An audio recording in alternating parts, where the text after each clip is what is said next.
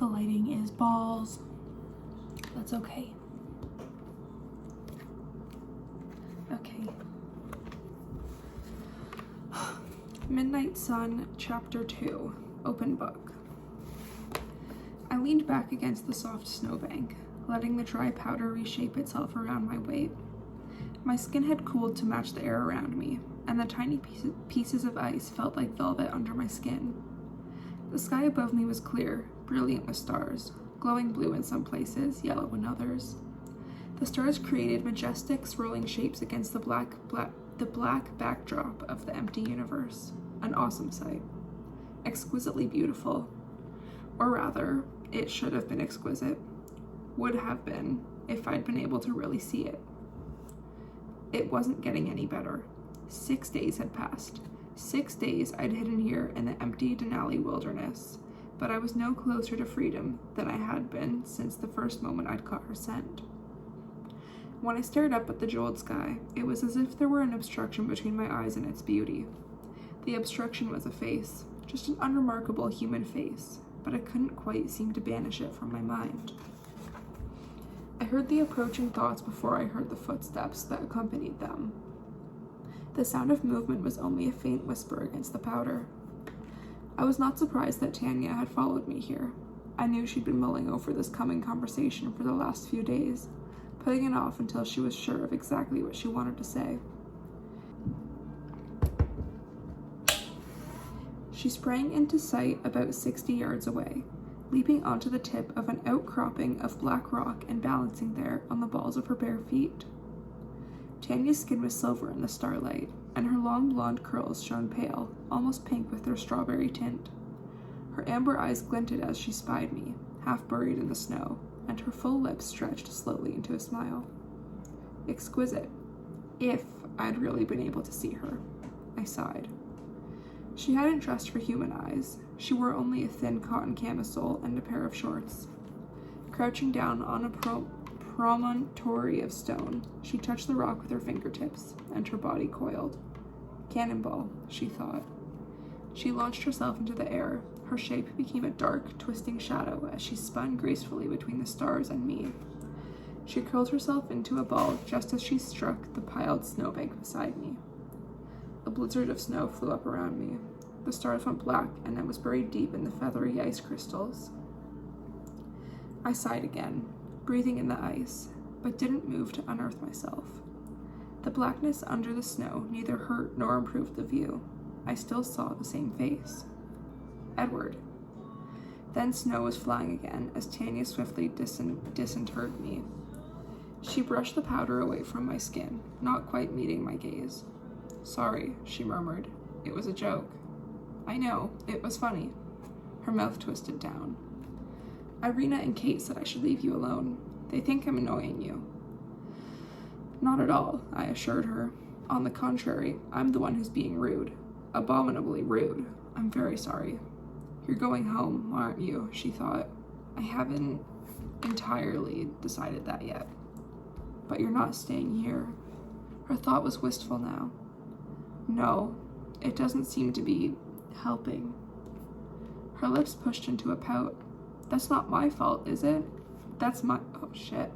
Her lips pushed into a pout. That's my fault, isn't it? Of course not. She hadn't made anything easier for certain, but the face that haunted me was the only true impediment. Don't be a gentleman. I smiled. I make you uncomfortable, she accused. No. She raised one eyebrow, her expression so disbelieving that I had to laugh. One short laugh, followed by another sigh. All right, I admitted. A little bit. She sighed too, and put her chin in her hands. You're 1,000 times lovelier than the stars, Tanya. Of course, you're already well aware of that. Don't let my stubbornness undermine your confidence. I chuckled at the unlikeliness of that. I'm not used to rejection, she grumbled, her lower lip pushing out into an attractive pout. Certainly not, I agreed, trying with little success to block out her thoughts as she fleetingly sifted through memories of her thousands of successful conquests. Mostly, Tanya preferred human men. They were much more populous for one thing, with the added advantage of being soft and warm, and always eager, definitely. Succubus, I teased, hoping to interrupt the images flickering in her head. She grinned, flashing her teeth. The original. Unlike Carlisle, Tanya and her sisters had discovered their consciences slowly. In the end, it was their fondness for human men that turned them against the slaughter. Now the men they loved lived.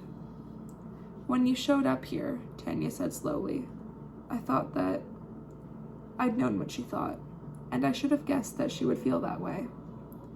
But I'd not been at my best for analytical thinking in that moment.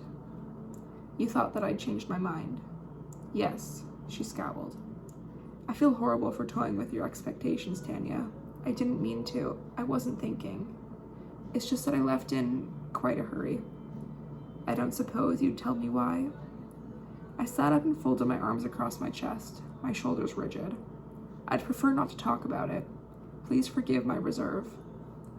She was quiet again, still speculating. I ignored her, trying in vain to appreciate the stars. She gave up after a silent moment, and her thoughts pursued a new direction. Where will you go, Edward, if you leave? Back to Carlisle? I don't think so, I whispered. Where would I go? I could not think of one place on the entire planet that held any interest for me. There was nothing I wanted to see or do, because no matter where I went, I would not be going to anywhere. I would only be running from. I hated that. When had I become such a coward? Tanya threw her slender arm around my shoulders. I stiffened, but did not flinch from her touch. She meant it as nothing more than a friendly comfort, mostly. I think that you will go back, she said, her voice taking on just a hint of her long-lost Russian accent.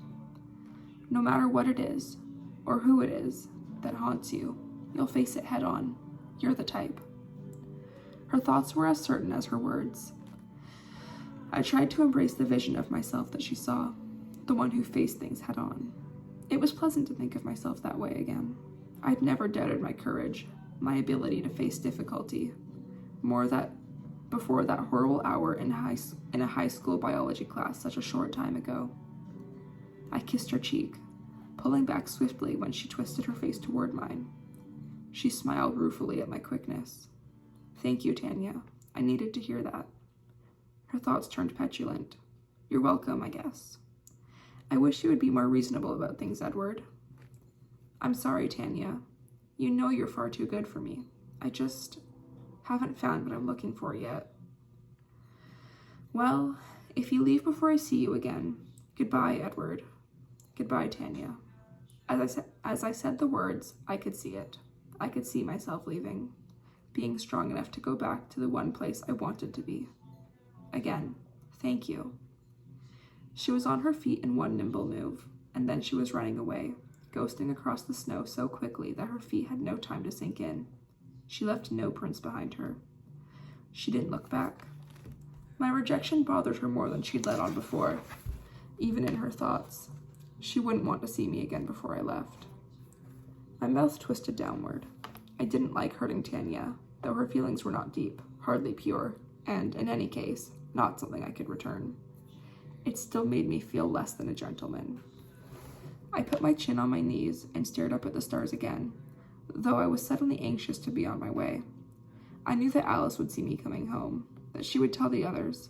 This would make them happy, Carlisle and Esme especially. But I gazed at the stars for one more moment, trying to see past the face in my head. Between me and the brilliant lights in the sky, a pair of bewildered chocolate brown eyes wondered at my motives, seeming to ask what this decision would mean for her. Of course, I couldn't be sure that was really the information her curious eyes sought. Even in my imagination, I couldn't hear her thoughts. Bella Swan's eyes continued to question, and an unobstructed view of the stars continued to elude me. With a heavy sigh, I gave up and got to my feet. If I ran, I would be back to Carlisle's car in less than an hour. In a hurry to see my family, and wanting very much to be the Edward who faced things head on, I raced across the starlit snowfield, leaving no footprints. It's going to be okay, Alice breathed. Her eyes were unfocused, and Jasper had one hand lightly under her elbow, guiding her forward as we walked into the rundown cafeteria in a close huddled group. Rosalie and Emmett led the way, Emmett looking ridiculously like a bodyguard in the middle of hostile territory.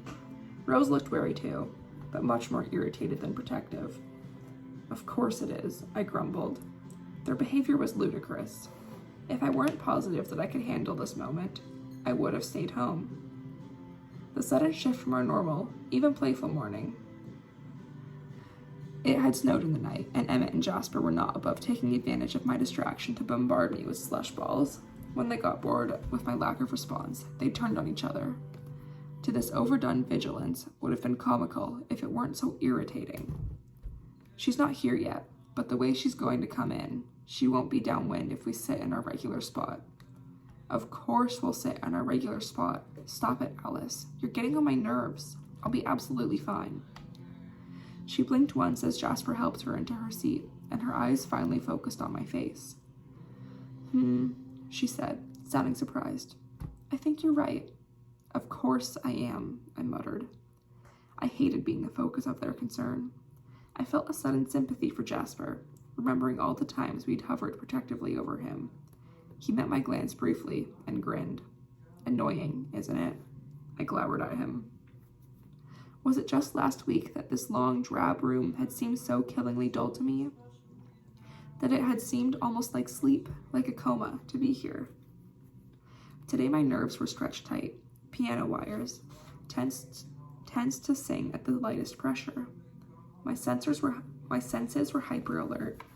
I scanned every sound, every sight, every movement of the air that touched my skin, every thought, especially the thoughts. There was only one sense that I kept locked down, refused to use. Smell, of course. I didn't breathe. I was expecting to hear more about the Cullens and the thoughts that I sifted through. All day I'd been waiting, searching for whichever new acquaintance Bella Swan might have confided in, trying to see the direction the new gossip would take. But there was nothing. No one particularly noticed the 5 vampires in the cafeteria, just as before the girl had come. Several of the humans here were still thinking of her, still thinking the same thoughts from last week. Instead of finding this unutterably boring, I was now fascinated. Had she said nothing to anyone about me? There was no way that she had not noticed my black, murderous glare. I had seen her react to it. Surely I'd traumatized her.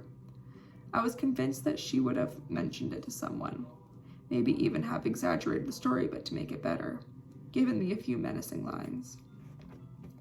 And then she'd also heard me trying to get out of our shared biology class. She must have wondered, after seeing my expression, whether she was the cause. A normal girl would have asked around, compared her experience to others, looked for common ground that would explain my behavior so she didn't feel singled out. Humans were constantly desperate to feel normal, to fit in, to blend in with everyone else around them, like a featureless flock of sheep. The need was particularly strong during the insecure adolescent years. This girl would be no exception to that rule. But no one at all took notice of us sitting here, at our usual table. Bella must be exceptionally shy if she hadn't confided in anyone. Perhaps she had spoken to her father. Maybe that was the strongest relationship, though that seemed unlikely, given that she had spent so little time with him throughout her life. She would be closer to her mother. Still, I would have to pass by Chief Swan sometime soon and listen to what he was thinking. Anything new? Jasper asked. I concentrated, allowing the swarms of thoughts to invade my mind again. There wasn't anything that stood out. No one was thinking of us. Despite my earlier worries, it didn't seem that there was anything wrong with my abilities, aside from the silent girl. I'd shared my concerns with Carlisle upon my return, but he'd only ever heard of talents growing stronger with practice. Never did they atrophy. Jasper waited impatiently. Nothing. She must not have said anything. All of them raised eyebrows at this news. Maybe you're not as scary as you think you are, Emmett said, chuckling. I bet I could have frightened her better than that. I rolled my eyes at him. Wonder why? He puzzled again over my revelation about the girl's unique silence. We've been over that. I don't know. She's coming in, Alice murmured then. My body froze. Try to look human. Human, you say? Emmett asked. He held up his right fist, twisting his fingers to reveal the snowball he'd saved in his palm. It had not melted there. He'd squeezed it into a lumpy block of ice. He had his eyes on Jasper, but I saw the direction of his thoughts. So did Alice, of course. When he abruptly hurled the ice chunk at her, she flicked it away with a casual flutter of her fingers. The ice ricocheted across the length of the cafeteria, too fast to be visible to human eyes, and shattered with a sharp crack against the brick wall. The brick cracked, too. The heads in that corner of the room all turned to stare at the pile of broken ice on the floor, and then swiveled to find the culprit. They didn't look further than a few tables away. No one looked at us. Very human, Emmett, Rosalie said scathingly. Why don't you punch through the wall while you're at it? It would look more impressive if you did it, gorgeous. I tried to pay attention to them, keeping a grin fixed on my face as though I were a part of their banter. I did not allow myself to look toward the line where I knew she was standing, but that was all I was listening to. I could hear Jessica's impatience with the new girl, who seemed to be distracted too, standing motionless in the moving line. I saw, in Jessica's thoughts, that Bella Swan's cheeks were once more colored bright pink with blood. I pulled in a few short, shallow breaths, ready to quit breathing if any hint of her scent touched the air near me. Mike Newton was with the two girls. I heard both his voices, mental and verbal, when he asked Jessica what was wrong with the Swan girl. It was distasteful, the way his thoughts wrapped around her, the flicker of already established fantasies that clouded his mind while he watched her start and look up from her reverie as though she'd forgotten he was there. Nothing, I heard Bella say in that quiet, clear voice. It seemed to ring like a struck bell over the babble in the cafeteria, but I knew that was just because I was listening for it so intently. I'll just get a soda today, she continued as she moved to catch up with the line. I couldn't help flickering one glance in her direction. She was staring at the floor, the blood slowly fading from her face. I looked away quickly, to Emmett, who laughed at the now pained-looking smile on my face. You look sick, brother mine. I rearranged my features so the expression would seem casual and effortless. Jessica was wondering aloud about the girl's lack of appetite. Aren't you hungry? Actually, I feel a little sick. Her voice was lower, but still very clear. Why did it bother me, the protective concern that suddenly emanated from Mike Newton's thoughts? What did it matter that there was a possessive edge to them? It wasn't my business if Mike Newton felt unnecessarily anxious for her. Perhaps this was the way everyone responded to her. Hadn't I wanted, instinctually, to protect her too? Before I'd wanted to kill her, that is. But was the girl ill?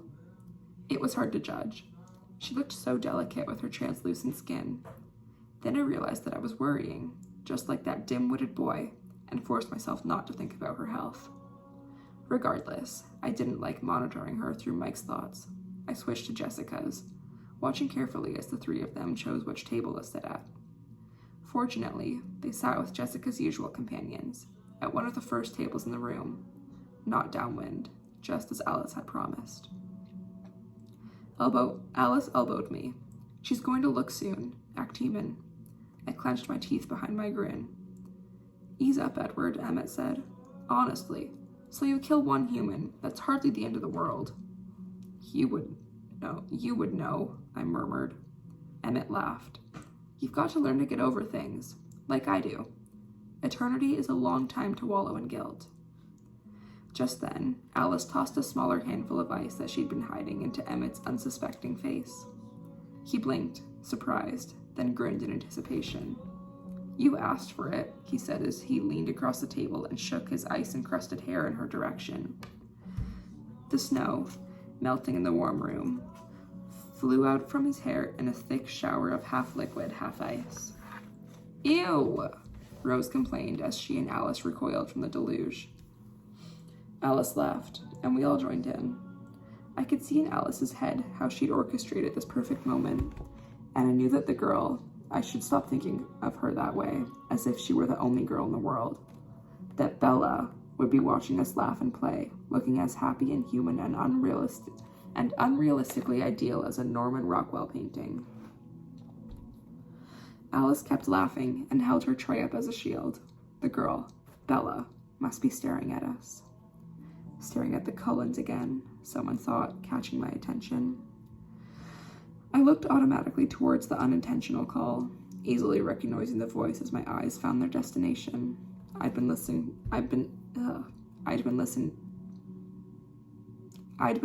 to it so much today. But my eyes slid right past Jessica and focused on the girl's penetrating gaze. I looked down quickly, hiding behind her thick hair again. She looked down quickly, hiding behind her thick hair again. What was she thinking? The frustration seemed to be getting more acute as time went on, rather than dulling. I tried, uncertain, for I'd never done this before, to probe my mind at the silence around her.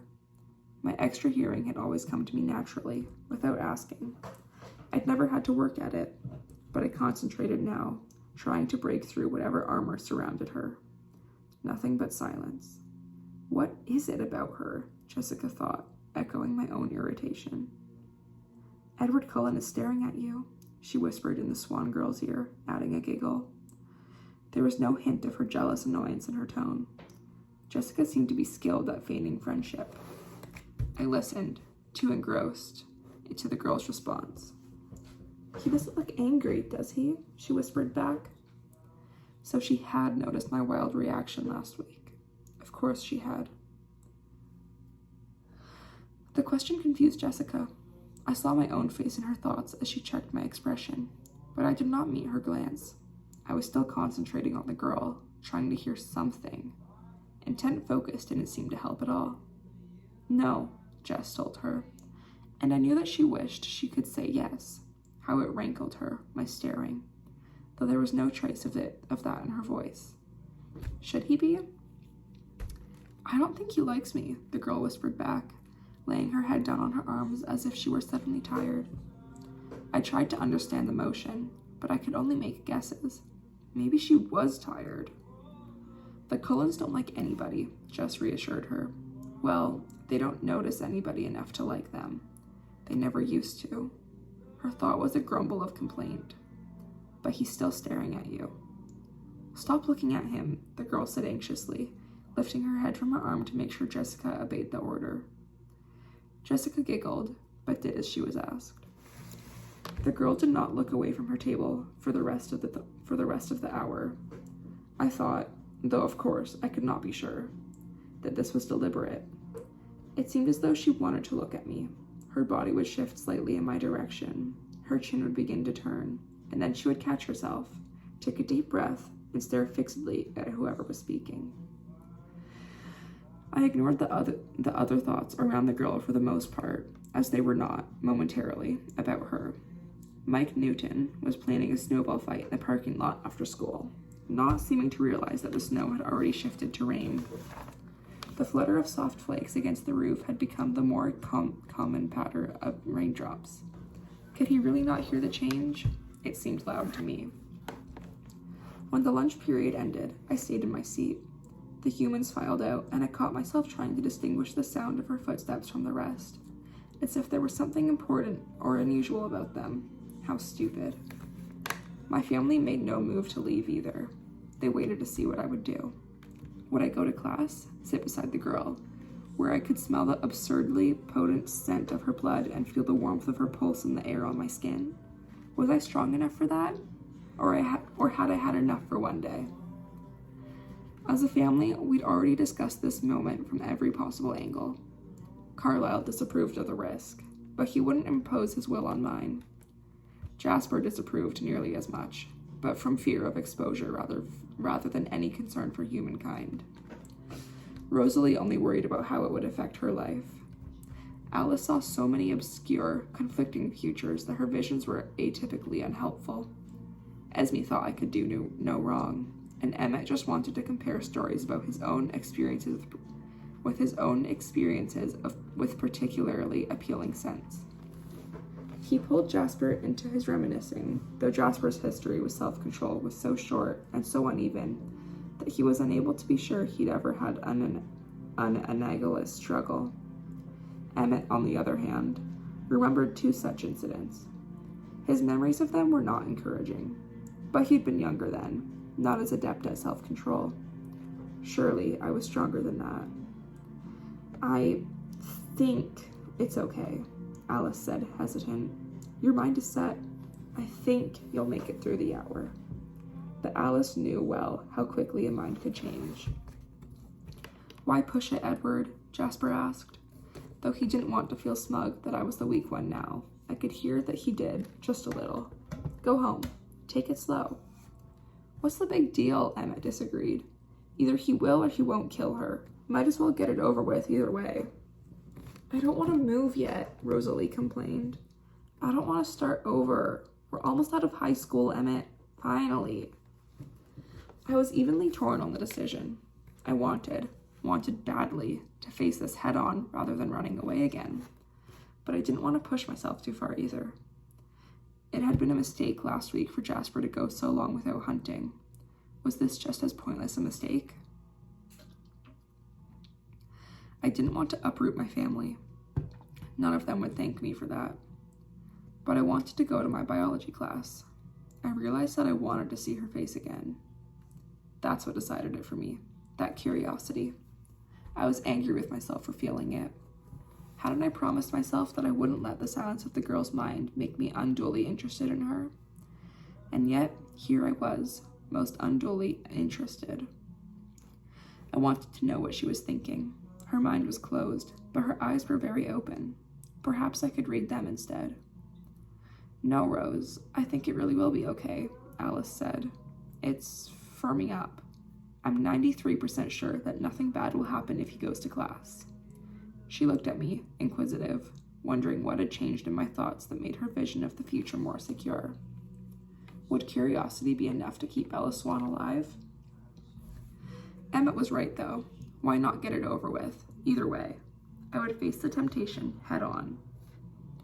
Go to class, I ordered, pushing away from the table. I turned and strode away from them without looking back. I could hear Alice's worry, Jasper's censor, Emmett's approval, and Rosalie's irritation trailing after me. I took one last deep breath at the door of the classroom and then held it in my lungs as I walked into the small, warm space. I was not late. Mr. Banner was still setting up for today's lab. The girl sat at our table, her face down again, staring at the folder she was doodling on. I examined the sketch as I approached, interested in even this trivial creation of her mind, but it was meaningless. Just a random scribbling of loops within loops. Perhaps she was not concentrating on the pattern, but thinking of something else. I pulled my chair back with unnecessary roughness, letting it scrape across the linoleum. Humans always felt more comfortable when noise announced someone's approach. I knew she heard the sound. She did not look up, but her hand missed a loop in the design she was drawing, making it unbalanced. Why didn't she look up? Probably she was frightened. I must be sure to leave her with a different impression this time. Make her think she'd been imagining things before. Hello, I said in the quiet voice I used when I wanted to make humans more comfortable, forming a polite smile with my lips that would not show any teeth. She looked up then, her wide brown eyes startled and full of silent questions. It was the same expression that had been obstructing my vision for the past week. As I stared into those oddly deep brown eyes, the color was like milk chocolate, but the clarity was more comparable to strong tea. There was a depth and transparency near her pupils. There were tiny flecks of agate green and golden caramel. I realized that my hate, the hate I'd imagined this girl somehow deserved for simply existing, had evaporated. Not breathing now, not tasting her scent, I found it hard to believe that anyone so vulnerable could ever be deserving of hatred.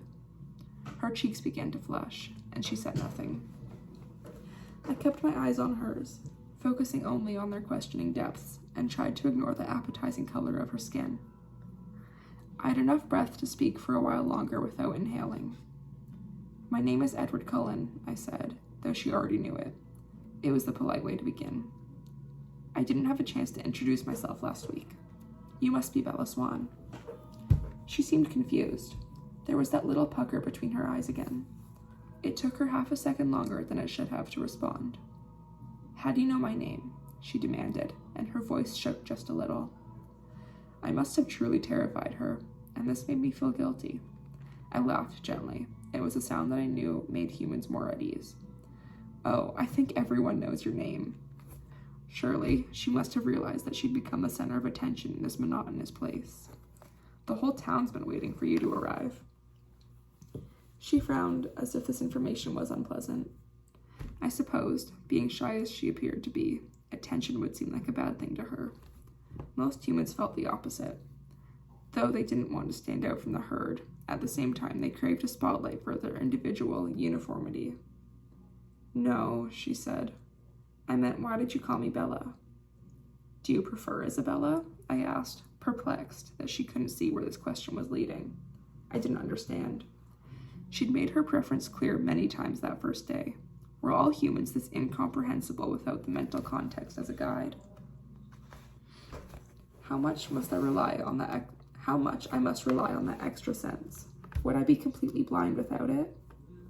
"No, I like Bella," she answered, leaning her head slightly to one side. Her expression, if I was reading it correctly, was torn between embarrassment and confusion. "But I think my dad, must call me Isabella behind my back. That's what everyone here seems to know me as." Her skin darkened one shade pinker. "Oh," I said, and quickly looked away from her face. I just realized what her questions meant. I had slipped up, made an error. If I hadn't been eavesdropping on all the others that first day, then I would have addressed her initially by her full name. She'd noticed the difference.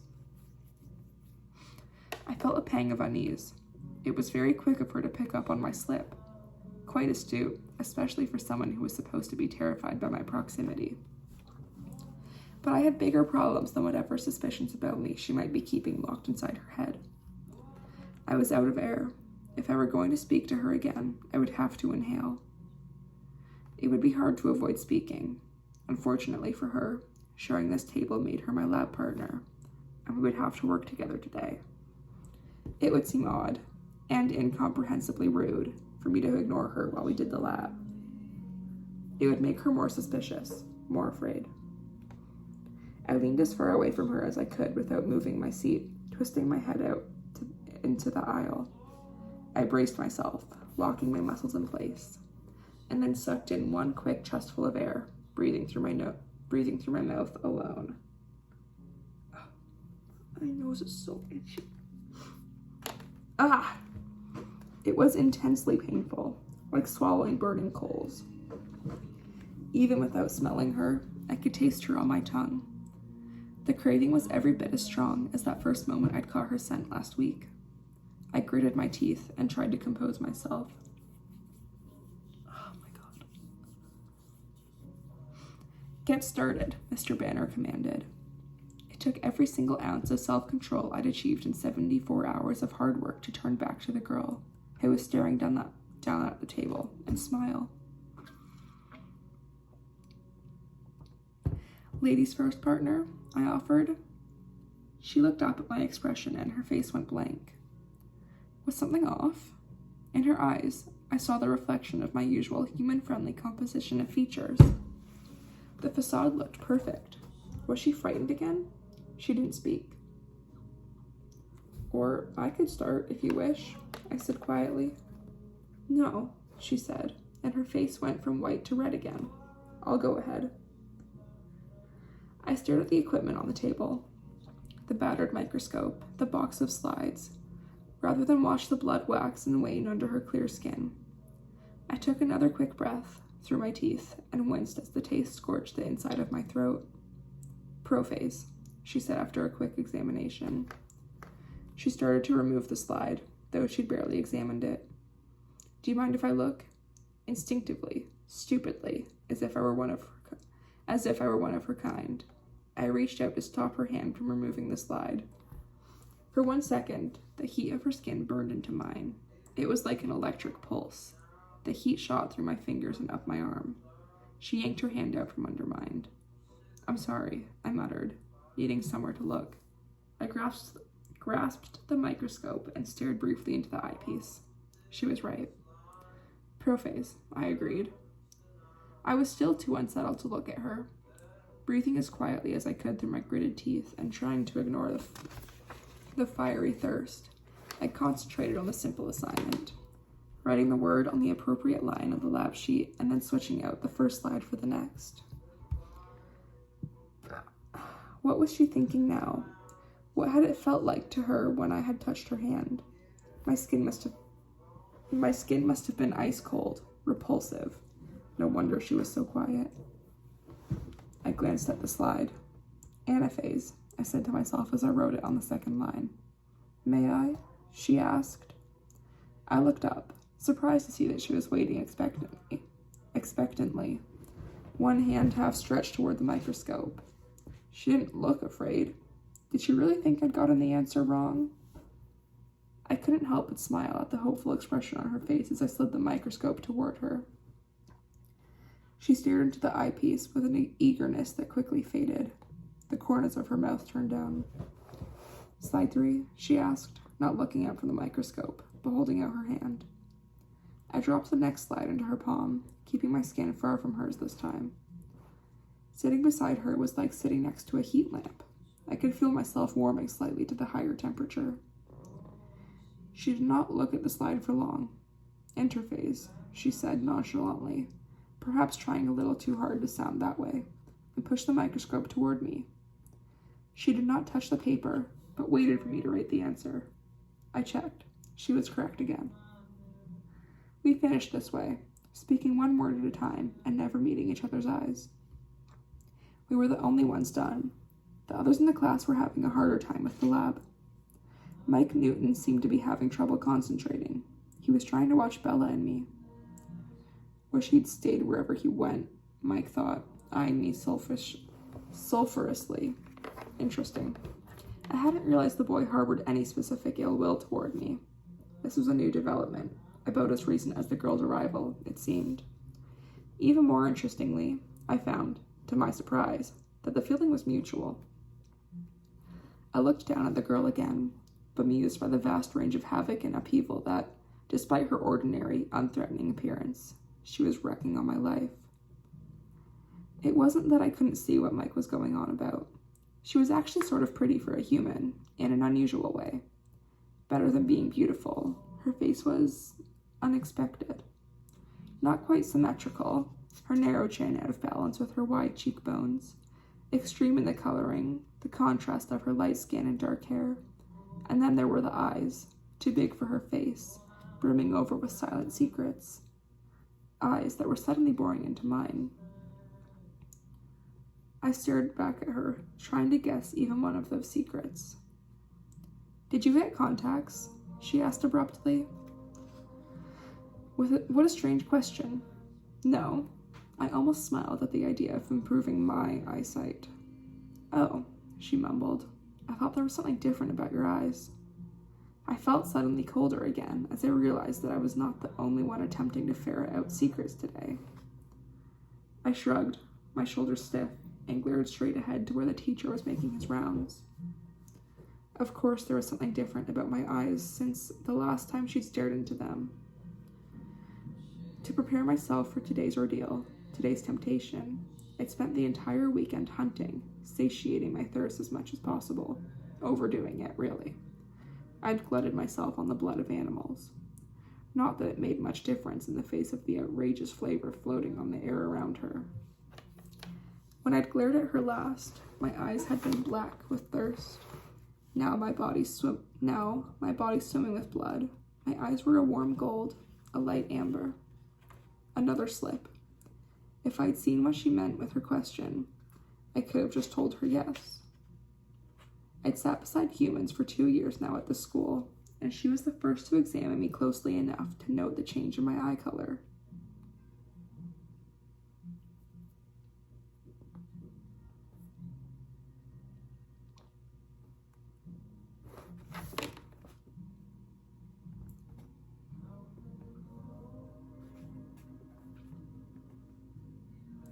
The others, while admiring the beauty of my family, tended to look down quickly when we returned their stares.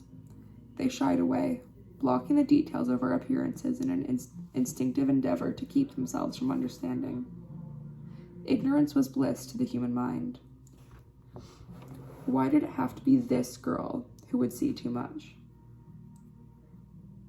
Mr. Banner approached our table. I gratefully inhaled the gush of clean air he brought with him before it could mix with her scent. "So, Edward," he said, looking over our answers, "didn't you think Isabella should get a chance at the microscope?" "Bella," I corrected him reflexively. Actually, she identified 3 of the 5. Mr. Banner's thoughts were skeptical as he turned to look at the girl. "Have you done this lab before?" I watched, engrossed, as she smiled, looking slightly embarrassed. "Not with onion root." "Whitefish blastula?" Mr. Banner probed.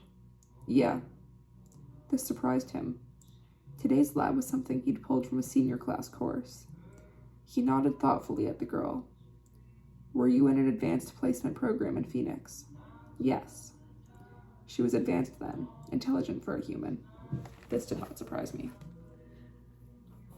"Well," Mr. Banner said, pursing his lips, "I guess it's good you 2 are lab partners."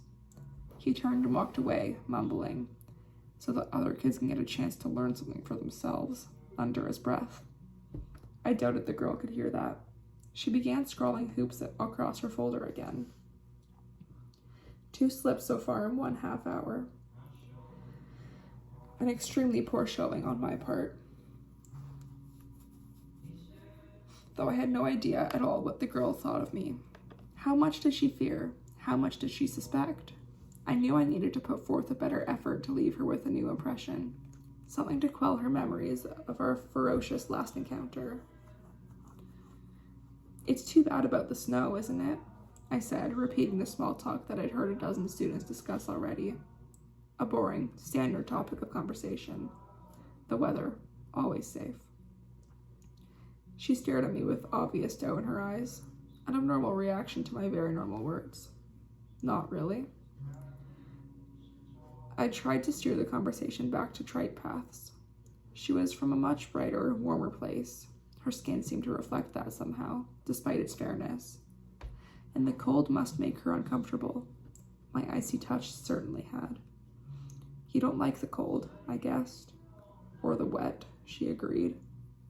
"Forks must be a difficult place for you to live." "Perhaps you should not have come here," I wanted to add. "Perhaps you should go back to where you belong." I wasn't sure I wanted that, though. I would always remember the scent of her blood. Was there any guarantee that I wouldn't eventually follow her? Besides, if she left, her mind would forever remain a mystery, a constant nagging puzzle. "You have no idea," she said in a low voice, glowering past me for a moment. Her answers were never what I expected. They made me want to ask more questions. "Why did you come here then?" I demanded, realizing instantly that my tone was too accusatory, not casual enough for the conversation. The question sounded rude, prying. "It's complicated." She blinked, leaving it at that, and I nearly imploded out of curiosity. In that second, it burned almost as hot as the thirst in my throat. Actually, I found that it was getting slightly easier to breathe. The agony was becoming a tiny bit more bearable through familiarity. "I think I can keep up," I insisted. Perhaps common courtesy would compel her to answer my questions as long as I was impolite enough to ask them. She stared down silently at her hands. This made me impatient. I wanted to put my hand under her chin and tilt her head up so that I could read her eyes. But of course, I could never touch her skin again. She looked up suddenly. It was a relief to be able to see the emotions in her eyes. She spoke in a rush, hurrying through the words. "My mother got remarried. Ah, this was human enough, easy to understand. Sorrow flitted across her face, bringing the small pucker back between her brows. "That doesn't sound so complex," I said, my voice gentle without my working to make it that way. Her dejection left me oddly helpless, wishing there was something I could do to make her feel better, a strange impulse. When did that happen? Last September. She exhaled heavily, not quite a sigh. I froze for a moment as her warm breath brushed my face. And you don't like him, I guessed after that short pause, still fishing for more information. No, Phil is fine, she said, correcting my assumption. There was a hint of a smile now around the corners of her full lips. Too young, maybe, but nice enough. This didn't fit with the scenario I'd been constructing in my head. Why didn't you stay with them? My voice was too eager. It sounded like I was being nosy, which I was, admittedly. Phil travels a lot. He plays ball for a living. The little smile grew more pronounced. This career choice amused her. I smiled too, without choosing the expression. I wasn't trying to make her feel at ease. Her smile just made me want to smile in response, to be in on the secret. Have I heard of him? I ran through the rosters of professional baseball players in my head, wondering which Phil was hers. Probably not. He doesn't play well. Another smile. Strictly minor league. He moves around a lot. The rosters in my head shifted instantly, and I tabulated a list of possibilities in less than a second. At the same time, I was imagining the new scenario. And your mother sent you here so that she could travel with him, I said. Making assumptions seemed to get more information out of her than questions did. It worked again. Her chin jutted out, and her expression was suddenly stubborn. No, she did not send me here, she said, and her voice had a new, hard edge to it. My assumption had upset her, though I couldn't quite see how. I sent myself. I could not guess at her meaning, or the source behind her pique. I was entirely lost. There was just no making sense of the girl. She wasn't like other humans. Maybe the silence of her thoughts and the perfume of her scent were not the only unusual things about her. I don't understand, I admitted, hating to concede. She sighed and stared into my eyes for longer than most normal humans were able to stand. She stayed with me at first, but she missed him, Bella explained slowly, her tone growing more forlorn with each word. It made her unhappy, so I decided it was time to spend some quality time with Charlie. The tiny pucker between her eyes deepened. But now you're unhappy, I murmured. I kept speaking my hypotheses aloud, hoping to learn from her refutations. This one, however, did not seem as far off the mark. And, she said, as if this was not even an aspect to be considered. I continued to stare into her eyes, feeling that I'd finally gotten my first real glimpse into her soul. I saw in that one word where she ranked herself among her own priorities. Unlike most humans, her own needs were far down the list. She was selfless. As I saw this, the mystery of the person hiding inside this quiet mind began to clear a little. That doesn't seem fair, I said. I shrugged, trying to seem casual. She laughed, but there was no amusement in the sound. Hasn't anyone ever told you? Life isn't fair. I wanted to laugh at her words, though I, too, felt no real amusement. I knew a little something about the unfairness of life. I believe I have heard that somewhere before. She stared back at me, seeming confused again. Her eyes flickered away, and then came back to mine. So that's all, she told me. I was not ready to let this conversation end. The little V between her eyes, a remnant of her sorrow, bothered me. You put on a good show, I spoke slowly, still considering this next hypothesis. But I'd be willing to bet that you're suffering more than you let anyone see. Oh my god. I'm sorry.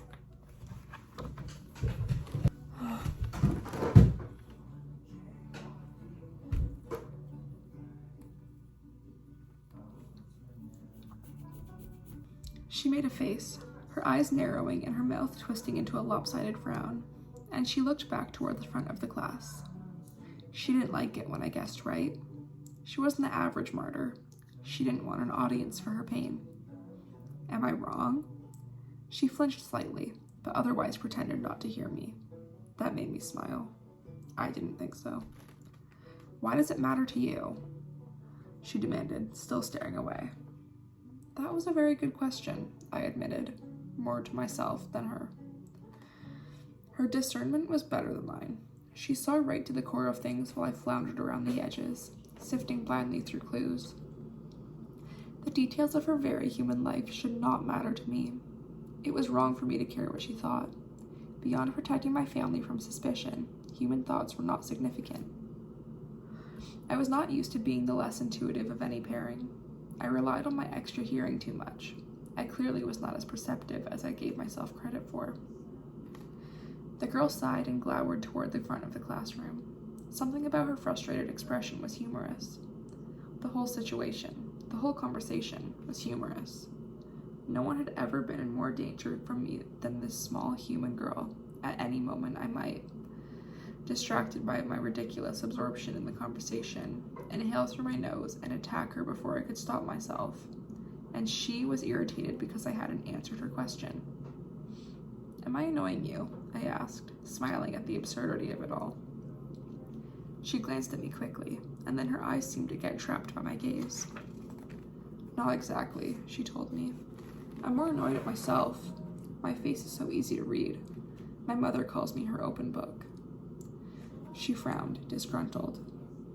I stared at her in amazement. She was upset because she thought I saw through her too easily. How bizarre. I'd never expended so much effort to understand someone in all my life, or rather, existence, as life was hardly the right word. I did not truly have a life. On the contrary, I disagreed, feeling strangely wary, as if there was some hidden danger here that I was failing to see. Beyond the very obvious danger, something more. I was suddenly on edge, the premonition making me anxious. I find you very difficult to read. You must be a good reader then, she guessed, making her own assumption, which was, again, right on target. Usually, I agreed. I smiled at her widely then, letting my lips pull back to expose the rows of gleaming, steel-strong teeth behind them. It was a stupid thing to do, but I was abruptly, unexpectedly, desperate to get some kind of warning through to the girl. Her body was closer to me than before, having shifted unconsciously in the course of our conversation. All the little markers and signs that were sufficient to scare off the rest of humanity did not seem to be working on her. Why did she not cringe away from me in terror? Surely she had seen enough of my darker side to realize the danger. I didn't get to see if my warning had the intended effect.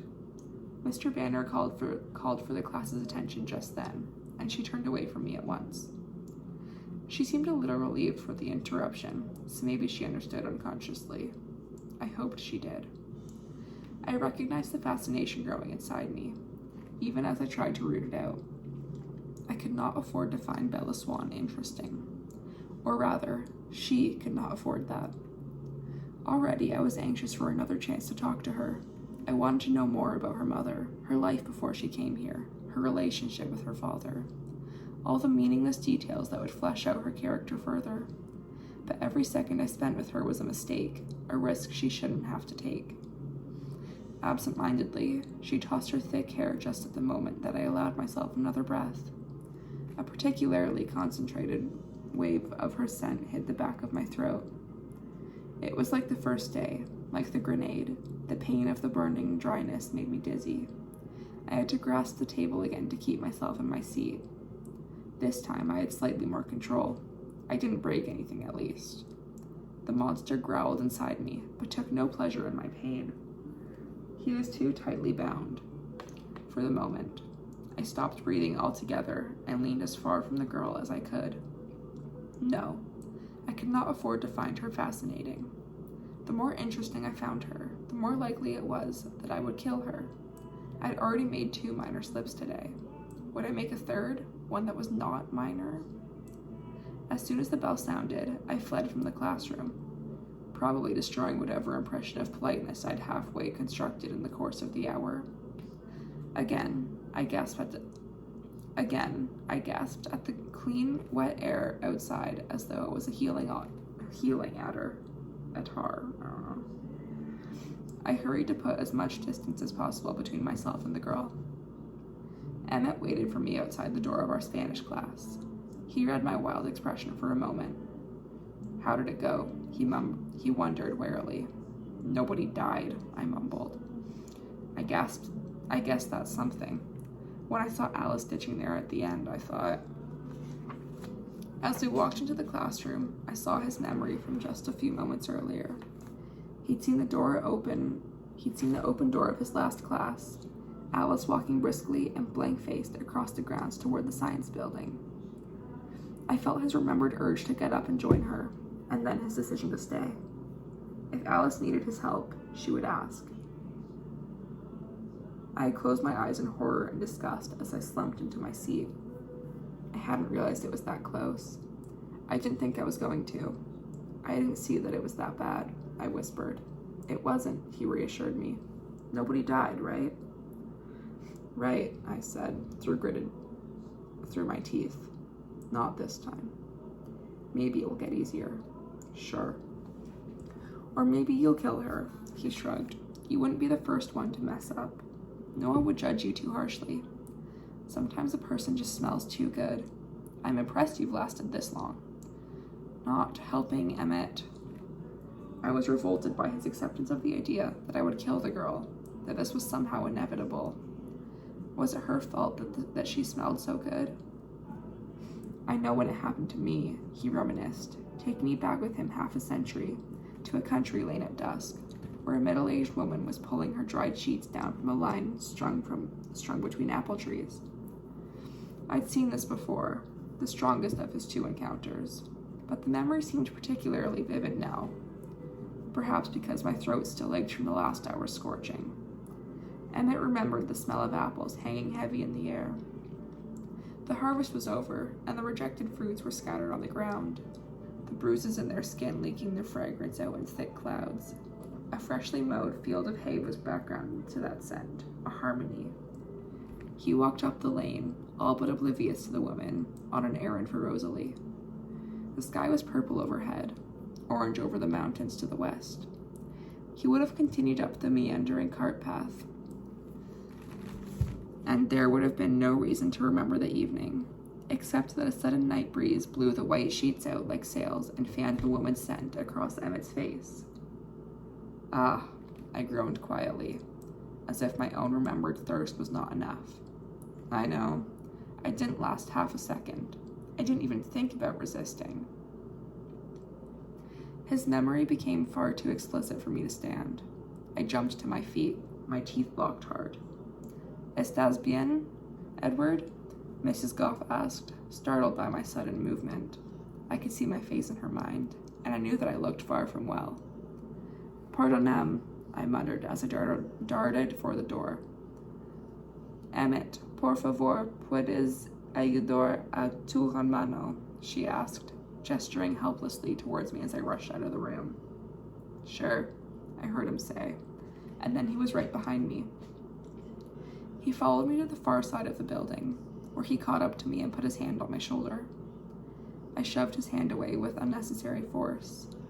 It would have shattered the bones in a human hand, and the bones in the arm attached to it. "Sorry, Edward." I know. I drew in deep gasps of air, trying to clear my head and lungs. "Is it as bad as that?" he asked, trying not to think of the scent and the flavor of his memory as he asked, and not quite succeeding. "Worse, Emmett, worse." He was quiet for a moment.